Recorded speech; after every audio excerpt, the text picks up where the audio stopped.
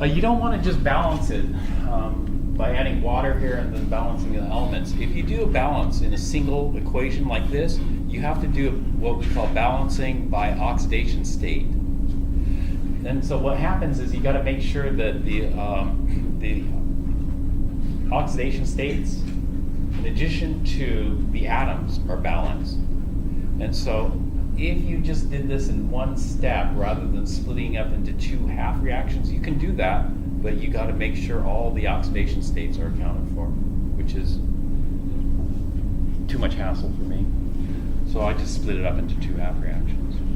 Okay, the other thing is this is fine. This is balanced. Everything's balanced. The atoms are balanced. The charges are balanced. But what we can do is we can do some additional simplifications. So some of you left the H pluses here.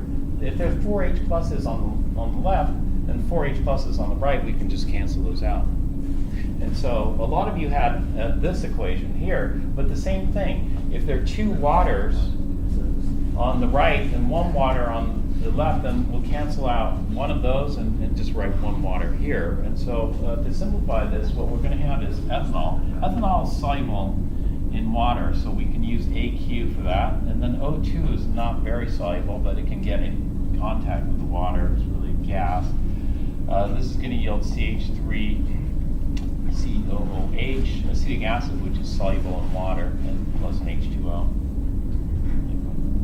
And so here, this is our reducing agent, the ethanol. Ethanol is a pretty good reducing agent. This is our oxidizing agent here, our O2. And in other words, ethanol must be a better reducing agent than what? If we go backwards here, what's the reducing agent? What's the oxidizing agent? If we go backwards here, we do that from the half reactions. Can you tell me, if we went backward, is acetic acid the oxidizer or the reducer? Take a look at the half reaction. Oh, I guess you can't because I have them here. I'll give these back to you. Here, I'm just going to check this out.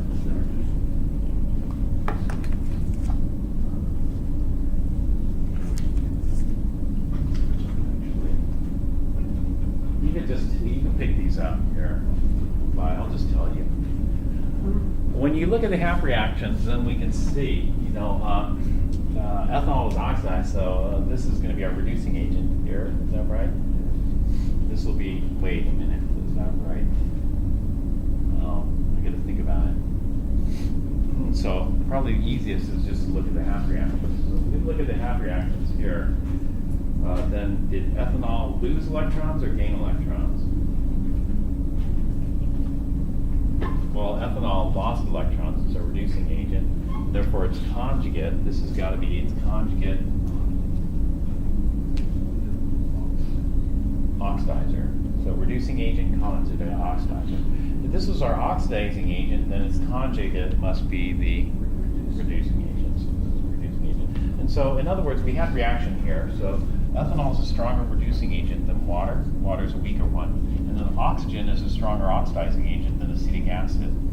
And actually, do we even need a chart to do that, oxygen versus acetic acid? You probably expect oxygen to be better, but maybe we need the chart, maybe we don't. But ultimately, we don't need the chart because this happened. If this happened, there had to be a driving force. And so I already know the driving force is present. I don't look at a chart for this, so I know it's present. All right, and so what happened was some of the oxygen started attacking the ethanol. And so what we have is we have a cork, and the cork is totally impermeable to oxygen. No, it's not totally impermeable. And so what do wineries do?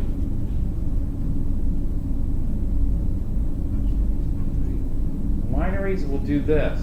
They'll add antioxidants. Oh, what's an antioxidant? You know any antioxidants? Good. Just put that up.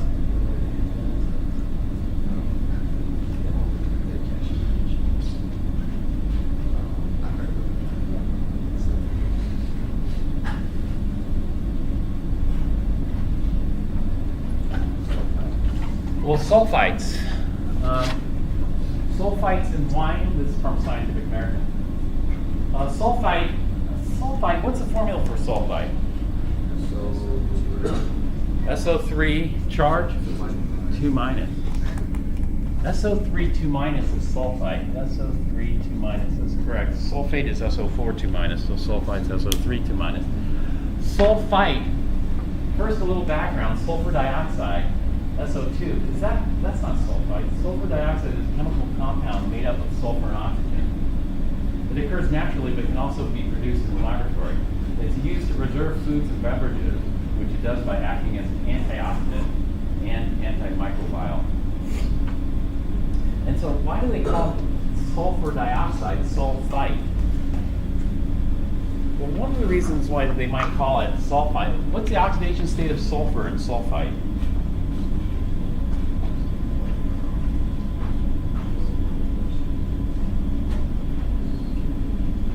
Sulfur? Yeah, what's the oxidation state of sulfur and sulfite?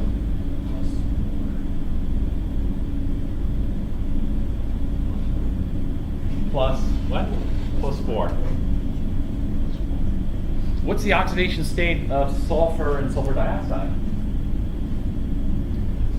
Still plus 4. It's still plus 4. So sulfite and sulfur dioxide should have, close to the same kind of redox chemistry. They both have sulfur in the plus 4. And so it turns out that sulfites and sulfur dioxide are pretty good reducing agents. Now, how good? Well, it turns out that they must be better than ethanol, because ethanol is a pretty good reducing agent. And so what they do is they mix the sulfites or sulfur dioxide in wine, and therefore the strongest reducer will react. Well, if the strongest reducer is no longer ethanol, if the strongest reducer is sulfur dioxide, then sulfur dioxide should be the species that's oxidized, right? Sulfur dioxide should be the reducing agent. And so this is what it means to be an antioxidant. You want to put things that are easy to oxidize in there so that the important stuff doesn't get oxidized.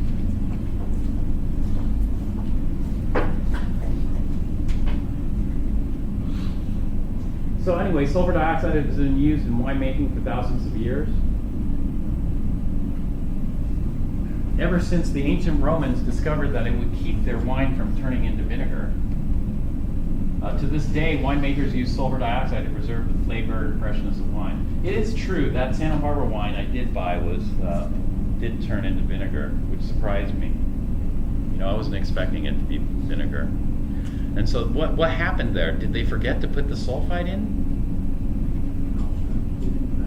Maybe a lot of concentration on Yeah, maybe they put the sulfur dioxide in there, but it wasn't enough. They should have just loaded that wine up with sulfur dioxide, right? They should have put lots and lots of sulfur dioxide in there to protect it, right? Well, what this boils down to what we're talking about next, which is stoichiometry. Stoichiometry, pretty soon, what we call sulfur dioxide in the case of that bottle of Santa Barbara wine is the limiting reagent. There's too much air, not enough sulfur dioxide.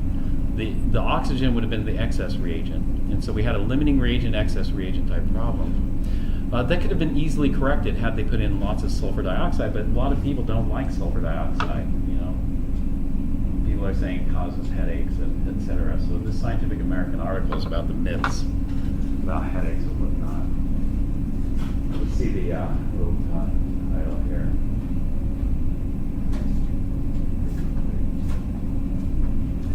So misunderstandings about sulfites, wine, and headaches. Well, also sulfur dioxide, how much do you want to put in there? Well, you want to put in there enough so that you don't have to dispose of your cases and cases of wine at the dollar store, right? But then you don't want to put in too much, otherwise too much would be a waste of money. Not only that, too much, you're going to get complaints of headaches and whatnot. And so how much do you put in? Well, that's what the next part of our topic is going to be, and that's going to be the stoichiometry of this, Stoichiometry, do you know what stoichiometry means? Stoichiometry means quantity relationships, like how much sulfur dioxide should I put in there? How much O2 do you expect it to leak through the cork? That kind of stuff. So that's what we're doing next. So let me give you a quick update on where we are at as far as Newton goes. As far as Newton goes, we finished strong and weak acids and bases. After strong and weak acids and bases comes introduction to stoichiometry. This is what we're starting today. Introduction to stoichiometry. Just in other words, quantity relationships.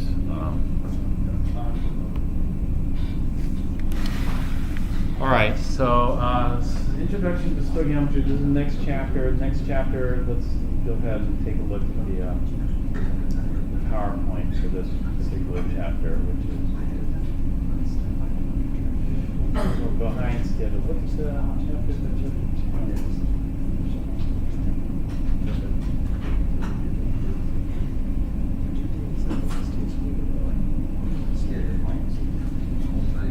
This is chapter 10. Stoichiometry. Quantity relationships and chemical reactions, stoichiometry. And we want to know how much. So these are the learning objectives here. Go through. There's some jargon in there.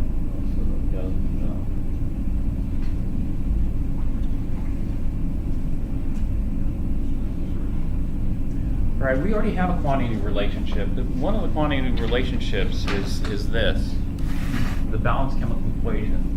The balanced chemical equation, like this is oxidation of ammonia. When we oxidize ammonia, it could form lots of different products. It could form nitrogen monoxide, it could form nitrogen dioxide, it could form nitrous oxide or dinitrogen monoxide. It can form a whole bunch of oxides of nitrogen. Oxides of nitrogen are called NOx. And those are air pollutants. These lead to photochemical smog. We don't want to burn ammonia because we're going to pollute the air with oxides of nitrogen. Under these conditions, when we burn the ammonia, we just get nitrogen monoxide formed. And so we do have a quantity relationship. The quantity relationship is the balanced chemical equation. The balanced chemical equation tells us the mole, molecule, or atom ratio. It does not tell us the mass ratio. And so this tells us I need 4 moles of ammonia and 5 moles of oxygen. Well, is there a mole meter? Like, for example, if I put some oxygen on the mole meter, can it tell me how many moles there are? No. Or if I weigh out some ammonia, yeah, there's no mole meter. For oxygen, we can figure out the volume, or we can weigh it. For ammonia, the same thing. We can weigh it, figure out the volume, whatever. And so, yes, we have things in terms of mole ratios, and these are all the mole ratios. Actually, these probably aren't all. 5 moles of O2 for every 4 moles of ammonia. You can flip that over, 4 moles of ammonia for every 5 moles of O2, etc. So we have all these mole ratios that we can relate. And so this relates ammonia to oxygen, nitrogen monoxide to O2, water to O2. This relates O2 to ammonia, O2 to NO, O2 to H2O. We could relate H2O to NH3. In fact, I said this is not complete. This is not complete because we can relate these. We can relate any two in here. So water, ammonia, water O2, water NO, etc. So there are a whole bunch of combinations. And so we need the mole ratios.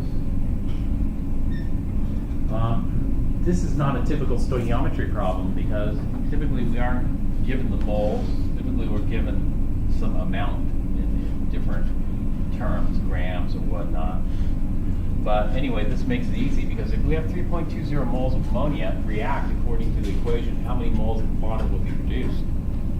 And so if 3 moles of ammonia react, 3.20 moles of ammonia react, well, we have the mole ratio here. For every 4 moles of ammonia, we have 6 moles of water.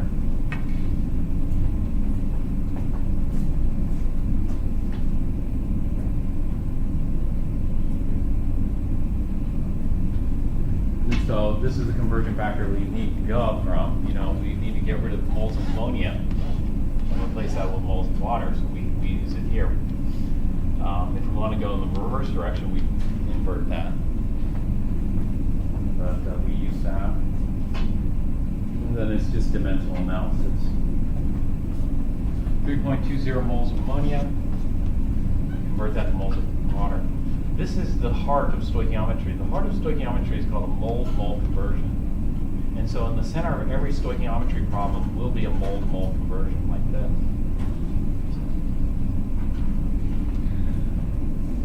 typically you say moles of A goes to moles of B. So A in this case is ammonia, B is water. We're going from moles of ammonia to moles of water. This is mole-to-mole conversion. So that's at the center.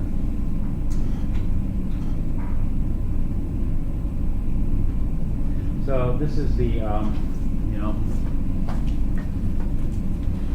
the heart. This is a mole-to-mole conversion. It doesn't have to be reactants. It could be product going and figuring out how much reactant we need, or reactant figuring out how much product we're going to get. So this is our mole-to-mole conversion. But these equations can be read in two ways. They could be read in terms of moles, or they could be read in terms of molecules. Or they could be read in terms of dozens. And so normally in stoichiometry, this is going to be read in terms of moles, 4 moles. Because typically we work with large quantities like molar quantities, like 5 moles of oxygen, 4 moles of ammonia. Now, a mole of oxygen just weighs 32 grams. So a mole of ammonia weighs about 17 grams. And so, 4 times 17 is not that much. However, if this were 4 dozen, this could be 4 dozen ammonia molecules. 4 dozen ammonia molecules, we could even weigh that on a balance, or 5 dozen O2. Or we could go to single. If this were 4 single ammonia molecules plus 5 single oxygen molecules, that would be called the particulate level. And so 4 ammonia molecules, 5 oxygen molecules. We could do the rest in terms of mole. And so this is what the second thing here is. We could use those ratios as particulate, that is, molecules individual, 4 molecules of ammonia, 6 molecules of water. But we don't do this here.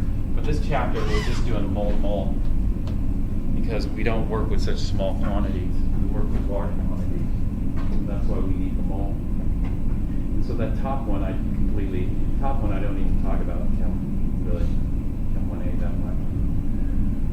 All right, so how many moles of oxygen are required to burn 2.40 moles of ethane?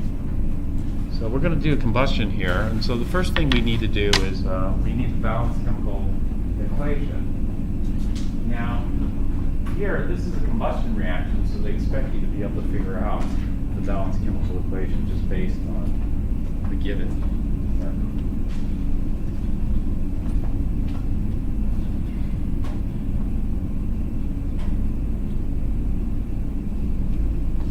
So although they don't say it, we got to assume that they're talking about complete combustion, not partial or incomplete combustion. And so in combustion, if we take a hydrocarbon like C2H6, what do we add to it or react with it? Well, yeah, we're going to react with oxygen. And this is going to give us what? Water. Yeah, and so we'll get CO2 and H2O. The way I like to balance these is like this. I always save oxygen for last. And then just go here. I got 2 carbons here. I don't have to do that fancy balancing we just did. We just changed the coefficients here. So if I got 2 carbons here, then I need 2 CO2s to get the 2 carbons there. And so this is all on 1. Now the reason I couldn't balance it earlier like that is because of the oxidation states. Here we don't have to worry about the oxidation states because this is a combustion reactor, just happens to work out as is. But there are other reactions that don't quite work out. Okay, then I have 6 hydrogens, so I'll need how many waters? 3. That gives me 6 hydrogens. And then what I do is I total up the oxygens over here. How many oxygens do I have over here? 4. I got 4 here plus 3. So that gives me a total of 7 oxygens over here. And then I have this coefficient 2. Can I change that coefficient? I mean, that's not a coefficient. What do I call that? Subscript. I cannot change that. And so whatever, I have to leave that at 2. So it's got to be n times 2 is equal to 7. And therefore, n is what? N times 2. 3.5. Yeah, 3.5 or 7 halves. it's got to be 7.5, so the 2 cancel out the 2.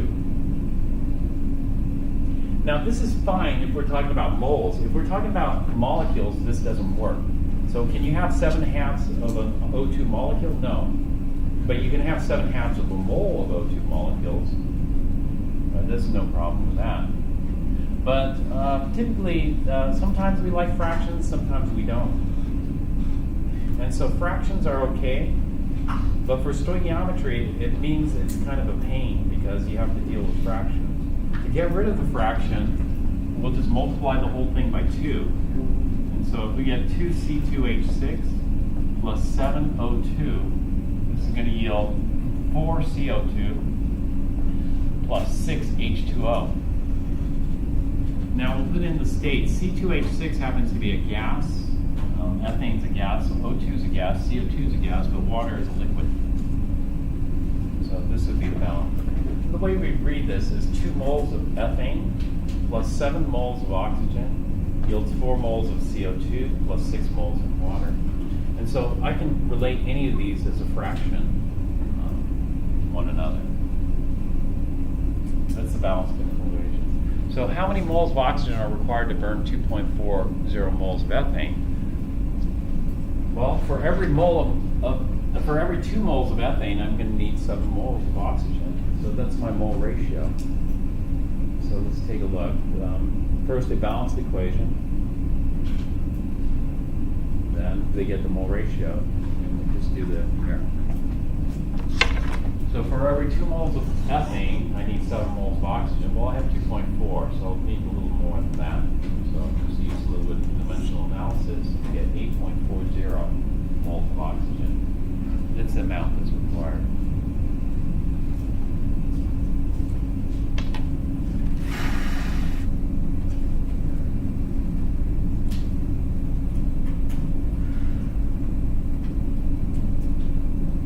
Here's a quick check, just make sure it's ballpark right.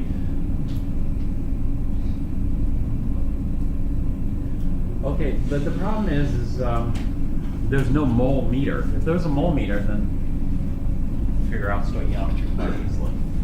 But we have a mass meter. A mass meter is called a balance. The mass meter, and typically what we do is we weigh it out. But the balanced chemical equation is not a mass ratio. The balanced chemical equation is a mole ratio. And so we have to be careful. Is it mass ratio or mole ratio? It's a mole ratio. Therefore, if we're given mass, then we have to do a conversion. So this is the heart of the stoichiometry math is here. It's a mole-to-mole conversion. Moles are given to moles are wanted. But how do we get to the heart of the stoichiometry math? To get to the heart of the stoichiometry map, there are many different paths we can take. If we weigh it, then we're given the mass. And so we can go from mass to moles if we know the molar mass. If we have a volume, then we have to approach the heart of the stoichiometry map by a different path. And we'll talk about the different paths later. But this is probably the most common pathway. It's a mass to mole, mole to mole, mole to mass conversion. And that's because of the balanced chemical equation. Now, if we had a balanced chemical equation in terms of mass ratio, then we can skip the heart of the stoichiometry map and just do a mass to mass conversion. Sometimes we have that, sometimes we don't. But, 99% of the time we don't. So, step 1, mass to mole. Step 2, mole to mole. Step 3, mole to mass.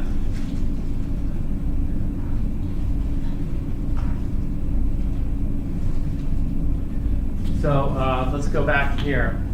So this is particulate. Particulate again, we're not really going to deal with particulate. So let's look at the mole. Here's the heart of the stoichiometry map, mole to mole conversion. Moles of A to moles of B. And so we're just going to go in mass to mole conversion, we need the molar mass. And then we do a mole to mole, and then we go from mole to mass again, but here we'll need the molar mass of the product. So we use it one way as is, and the other way we flip it upside down. There are many branches we could take. So for example, from moles, we don't have to go mole to mole. We could go mole to number of particles. N sub A, you know what N sub A stands for? It's a number, Avogadro's number. So hence the base Avogadro. So if we know Avogadro's, which everybody should have memorized, then we can go from moles to quantity or number of particles. Sometimes we want that, you know. And so 1 gram of water would have how many water molecules? 1 gram of water, well, we have 1 gram of water, so we go from grams of water to moles of water, and from moles of water we can figure out how many water molecules there are in 1 gram by using Avogadro's number.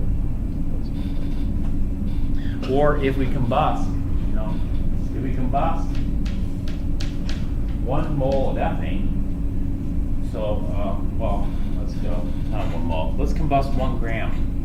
This is kind of interesting. If we combust 1 gram of ethane, how many grams of CO2 will we generate? Well, that would be a standard problem. 1 gram of ethane, gram to moles of ethane, moles of ethane to moles of CO2, moles of CO2 to grams of CO2. But we might be interested not in how many grams of CO2, we might be interested in how many CO2 molecules form from burning 1 gram of ethane. And so if we're interested in that, we'll be here. 1 gram of ethane, grams of ethane to moles of ethane, moles of ethane to moles of CO2, moles of CO2 to molecules of CO2. So we can figure out if we burn 1 gram of ethane, we'll end up with this many molecules of CO2. And so stoichiometry, we try to come up with as many branches off the map as possible, but always at the center is this mole-to-mole conversion. We'll have lots of different branches depending on the type of problem we deal with. And so let's take a look at this particular problem here. How many milligrams of nickel 2 chloride are in a solution? If 503 milligrams of silver chloride is precipitated in the reaction of silver nitrate and nickel 2 chloride solutions.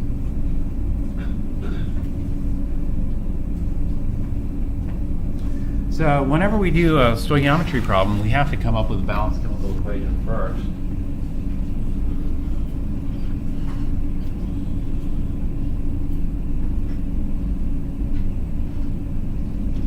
And so they're looking at the reaction of silver nitrate. What's the formula for silver nitrate? AG. It's nitrate. Yeah, and silver is, what's the chart on silver? Plus. Yeah, so it's just going to be AgNO3, silver nitrate. Is it soluble or insoluble? Soluble. It's soluble. This is silver nitrate aqueous. Plus nickel 2 chloride. What's the formula for nickel 2 chloride? NiCl2. NiCl2. Is it soluble? Yes. So this gets aqueous. When you look at this, you know, there are 3 types of reactions, right? There's metathesis, acid base, and redox. What does this look like to you? Metathesis. You got 2 ionic compounds, metathesis. In fact, this looks like a double replacement reaction. And so what are the products here? Silver chloride and nickel nitrate. The formula for nickel nitrate is nickel 2 nitrate. Yeah, parentheses NO3 2. Well, all nitrate salts are soluble. Chlorides are soluble except for silver, lead, and mercury. Well, this is chloride and silver, therefore it's insoluble. It's going to precipitate. We'll end up with a solid precipitate. Is this balanced? No, so we need to balance it. When I have a double replacement, I always balance by ion. I don't balance by atom. So for example, I don't say 1 silver, 1 nitrogen, 3 oxygen. I say 1 silver and 1 nitrate. That makes it easier to balance. And so here, if I have 1 silver, 1 nitrate, well, the silvers are balanced, however, the nitrates are not balanced because over here I have 2 nitrates. Over here I have 1 nitrate. And so I need to get 2 nitrates over here, so I'll multiply that by 2. If I got that, that means I have 2 silvers. That means I'm going to have 2 silvers over here. And that's going to give me 2 chlorides, and the chlorides will balance right here. And so this would be balanced here. Is there a driving force? Yes, there's a driving force for this. We know that they're telling us precipitate forms anyway, but this is the driving force of precipitation. Now, this is what we call the conventional or the complete equation, and then there'd be an ionic equation and the net ionic equation for this as well. For stoichiometry, we could either work with ions or we could work with compounds. It doesn't matter. You know, it could be a net ionic equation or whatever equation we have. We'll just leave it as a complete or conventional equation for this chapter. For the previous chapter, we wouldn't. We'd do this, we'd write out the total ionic equation, and we'd write out the net ionic equation for the previous chapter. For this chapter, we don't have to do it. So, how many milligrams of nickel 2 chloride are in a solution if 503 milligrams of silver chloride is precipitated? And so, what we have is we have 503 milligrams of silver chloride formed. And so how much nickel must have been present? Nickel 2 chloride must have been present.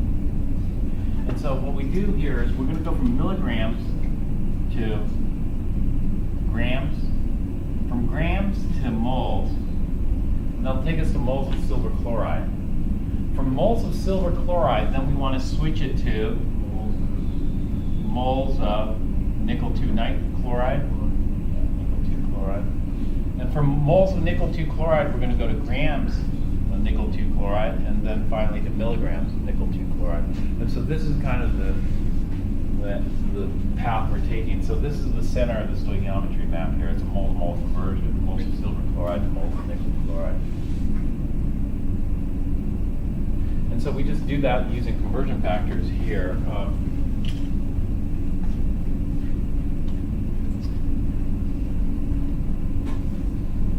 So the first one we'll need is we're good.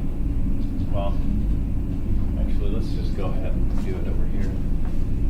So 503 milligrams of silver chloride. Then this one we're going to go from milligrams to grams. What's the relationship here? Yeah, 1,000 milligrams for every gram. This is not specific to silver chloride, so I'm not going to write silver chloride there. And so that takes us to grams of silver chloride. Okay, now silver has a molar mass of 107.87.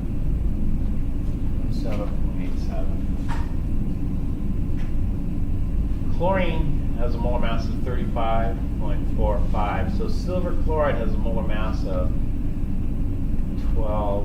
13. 143.32 AgCl. And so I can do this here. 1 mole of silver chloride formula units weighs 143.32 grams. So the grams of silver chloride cancel out the grams of silver chloride. That leaves us with moles of silver chloride. So now I'm at the center of the stoichiometry map, and so I do a mole to mole conversion using the balanced chemical equation. So for every 2 moles of silver chloride that formed, 1 mole of nickel 2 chloride was required.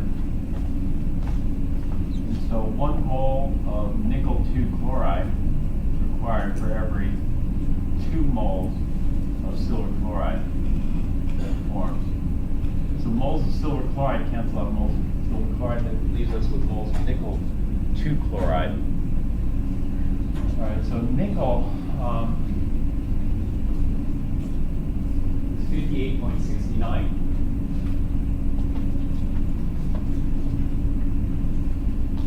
And then I have 2 chlorines. We do 2 times 35.45, which would be 70.90.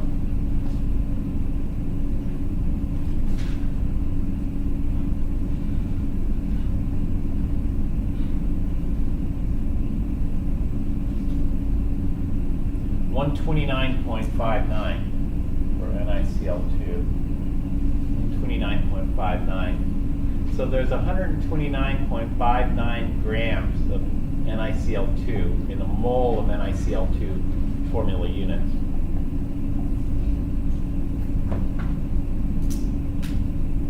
So the moles of NiCl2 cancel, and that leaves me with grams of NiCl2. And then I want to go to milligrams. So I'll do 1,000 milligrams for every gram. So grams canceled, that gives me milligrams of NiCl2. So the units will be milligrams of NiCl2, and then the number. Now let's calculate the number here.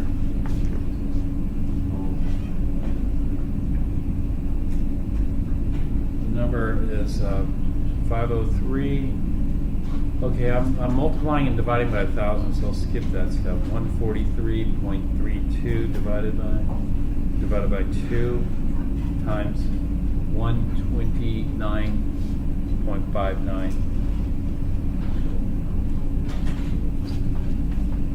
Excuse me, 227.40 milligrams. Okay, how many sig figs am I allowed? 3, so this is going to give me 227 milligrams of NiCl2. Let's see. So they drew out the math here. Your book is using something called a millimole. I don't bother doing that. I always keep it the same each time. I don't do the millimoles, although millimoles can save you from this step. A millimole is 1/1000th of a mole. And so the molar mass is can be in gram per mole or can be in milligrams per millimole. And so take a look. I got the molar mass here. The units of the molar mass are either U per formula unit, or grams per mole of formula units, or milligrams per millimole of formula unit, which they did here. But to be honest, I don't do this. I don't like it because initially,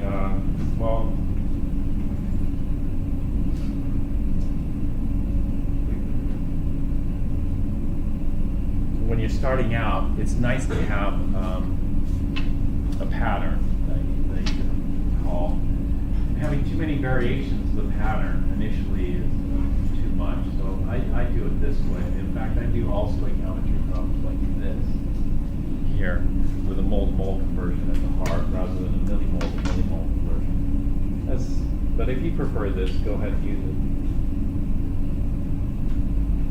So they got 227 milligrams, and we got 227 milligrams.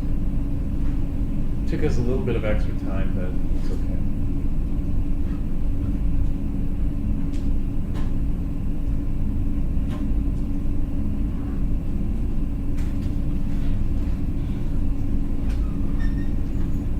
Let me check something really quick here.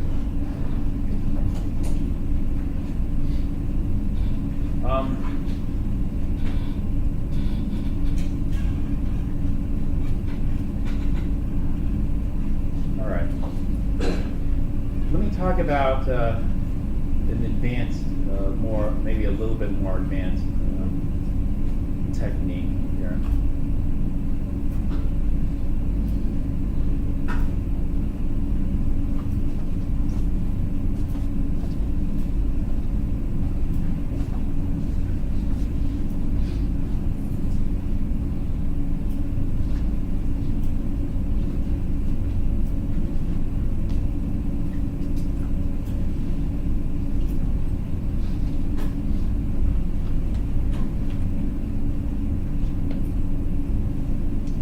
This would be an advanced exercise. An advanced exercise means we have to tack on one extra step on the stoichiometry map. And so the advanced exercise would be, I'm going to give you the grams of a mixture, not pure. And so the question is going to be this. How many grams of silver chloride? How many grams of silver chloride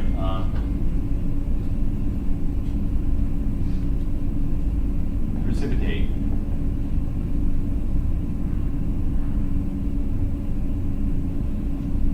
Can form from 5.38 grams of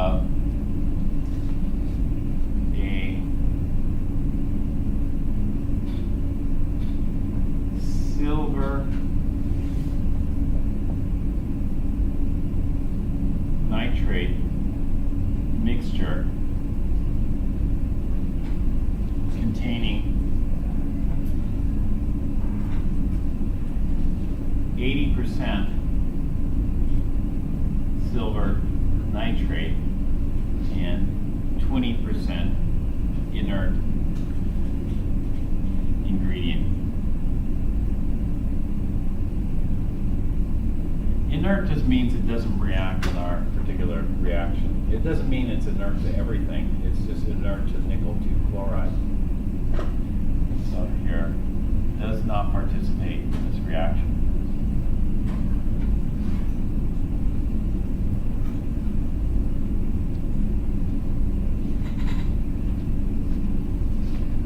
All right, sometimes we deal with mixtures like air.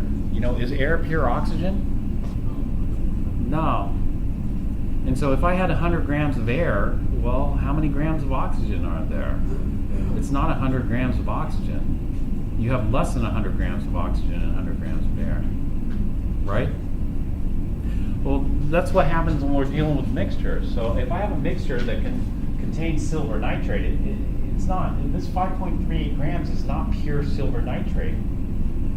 This is 5.38 grams of mixture, and in that mixture, there's a certain fraction of that that is silver nitrate. And so this is what we do if we're dealing with some mixture like air or whatever else.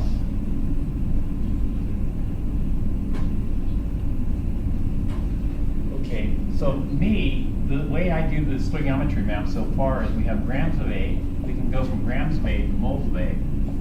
From moles of A, we can go to moles of B, whatever. And from moles of B, we can go to grams of B, or A and B, or whatever you want. But when we're doing this is grams of pure A. So for example, grams of pure oxygen. But if we're dealing with air, we don't have grams of pure oxygen. We have grams of mixture. And so we have grams of A mixture.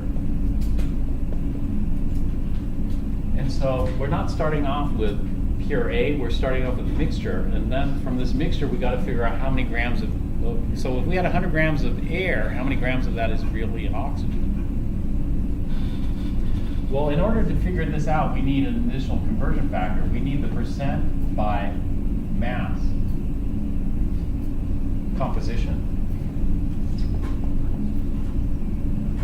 And so this would be considered an advanced problem because you have to do one additional step, because we got to get from mixture to pure. And so here we're going to do this. Here we're going to start off with 5.38 grams of silver nitrate mixture. So it's not pure. And so if we have this mixture, then we know that only 80% of this is pure silver nitrate. And so 80% just means what? Yeah, 80 out of 100. 80 parts out of 100. Now what do I fill in? 80 what?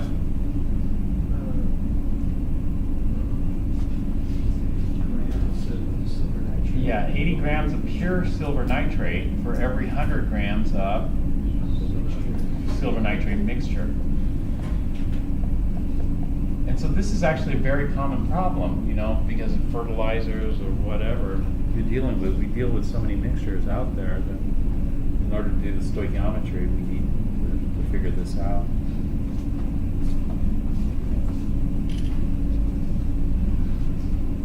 Okay, then now we go from grams of mixture to grams of pure silver nitrate. And then from grams of pure silver nitrate, we need to go to moles of silver nitrate. And so silver is 107 point, wrote it down, 87, did I say? 7.87. Nitrogen is, nitrogen? 1401. And then 3 oxygens. 3 times 16 is 48. So let's add it up. It's 8, 12, 19, 6, 169.88. Is that what you guys get? And so we know 1 mole of silver nitrate formula units this doesn't form molecules. 1 mole of silver nitrate formula units weighs 169.88 grams of silver nitrate. So grams of silver nitrate cancel, that leaves us with moles of silver nitrate. And then where? Yeah, we go mole to mole. So we want to go 1 mole of silver chloride for every 1 mole of silver nitrate from the balance. Is that right? Or was it 2 to 2? We would balance it against Allen's law.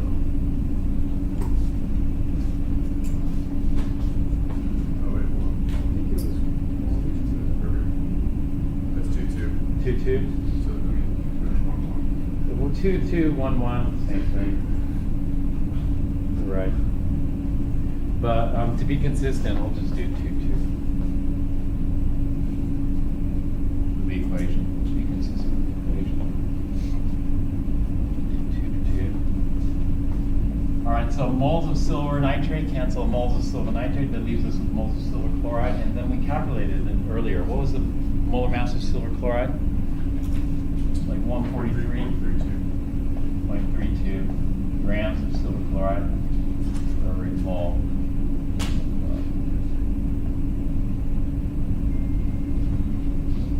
So moles of silver chloride cancel out moles of silver chloride. So let's try this out here.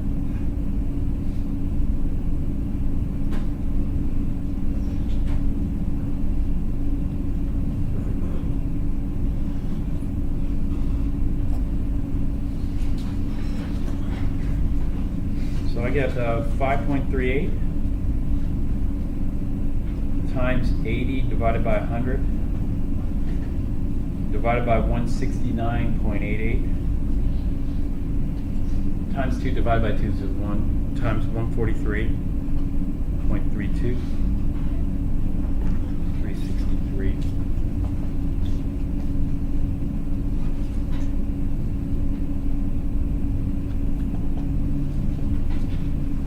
So if I start off with 5.38 grams of silver nitrate mixture, I'm going to end up with 3.63 grams of silver chloride precipitate. Because out of that 5.38 grams of silver nitrate, how much was it? 5.38 times 0.8. There's only 4.3 grams of silver nitrate present, of pure silver nitrate. So 4.3 grams of pure silver nitrate yields 3.6 grams of silver chloride here. Okay, so are we out of time? Yeah. So we'll stop here. Go ahead and grab your quiz there.